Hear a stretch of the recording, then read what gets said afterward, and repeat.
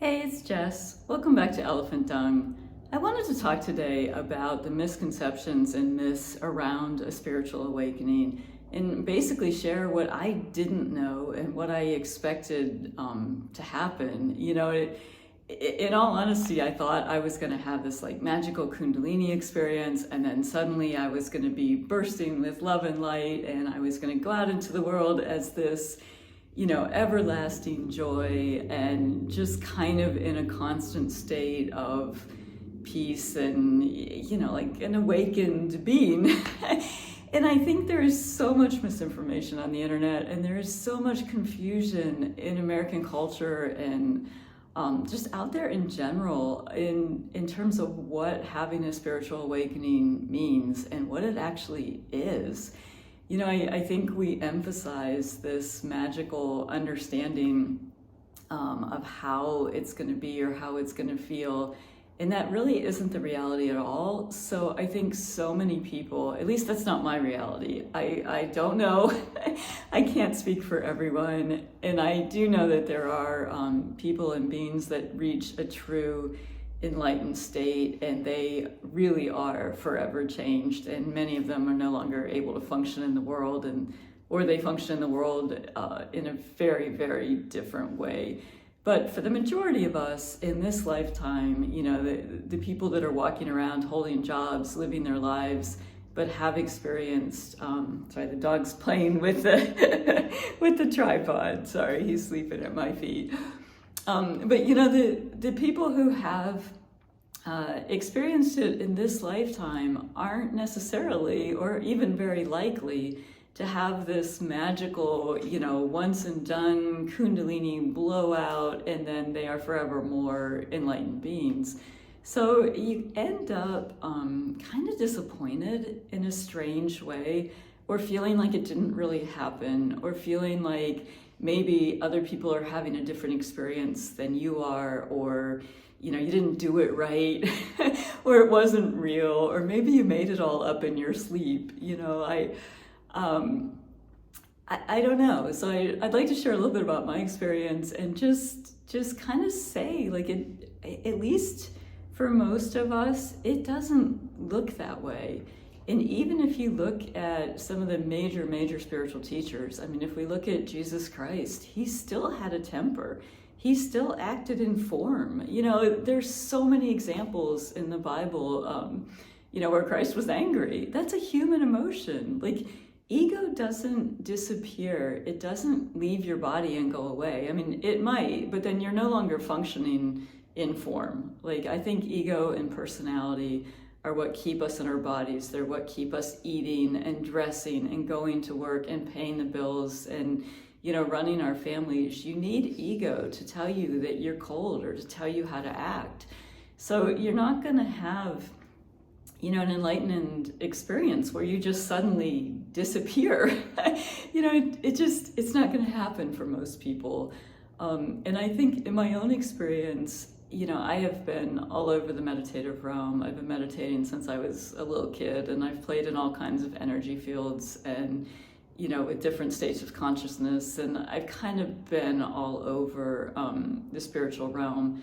And in about 2018, I had sort of a Kundalini awakening experience that I was in bed, and the voltage just went through me, and I was like, whoa.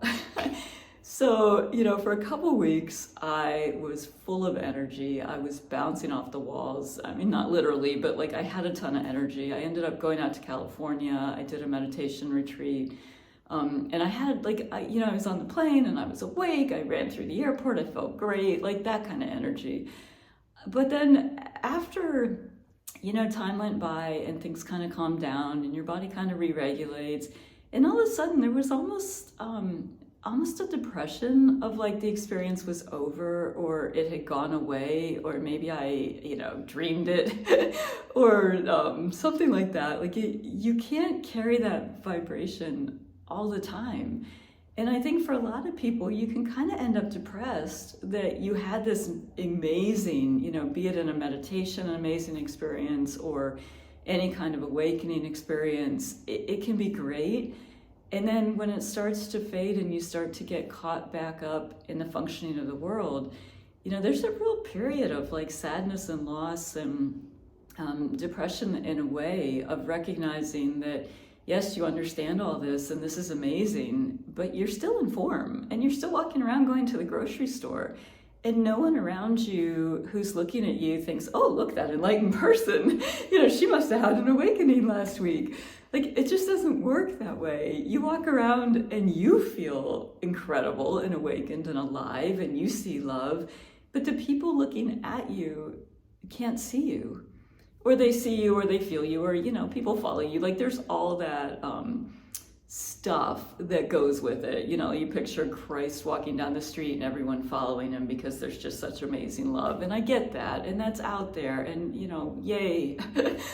But for the average person, I don't know that it happens that way. And I think we need to talk about this more. I think there need to be more people who are honest about the difference between an awakening and enlightenment. I mean, enlightenment, sure, yeah, you're not coming back. But you can awaken and still struggle. You can awaken and still have ego. And yes, your identity shifts from, I am Jessica, to I am all that I am, in the I am. And I understand that form doesn't matter. And I understand that this lifetime is a blip on the radar. And I get that. Like, I totally get that.